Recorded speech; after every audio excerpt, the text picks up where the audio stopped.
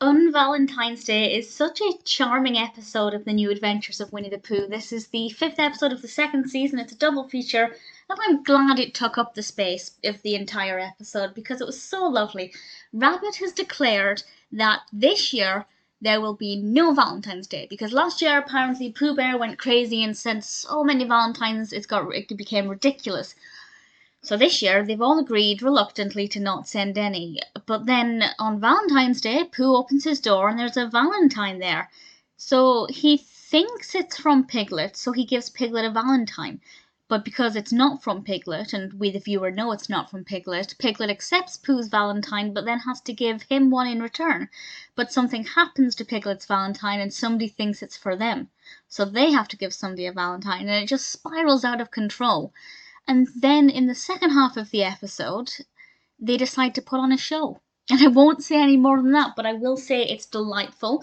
I was genuinely curious about who sent Pooh Bear's Valentine. I thought I knew. I really thought I knew. I thought I had a really good idea of what was going on. And I was wrong. And I'm pleased I was wrong because that meant it was quite exciting and quite unpredictable right until the end. The show that they put on is an absolute delight. The costumes they're wearing in particular is just so beautiful. And just from start to finish, I really adored it. The only thing I hated is when Rabbit was saying it's from, the music's by Rabbit and it's written by Rabbit. And then he said it's from an original idea by Rabbit and a concept by Rabbit, but it wasn't. It was Piglet's idea.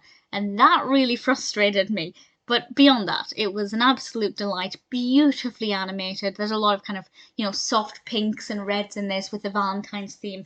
And Piglet, the role Piglet played is so cute. I won't say which role it is, but you might be able to guess in a Valentine's themed show.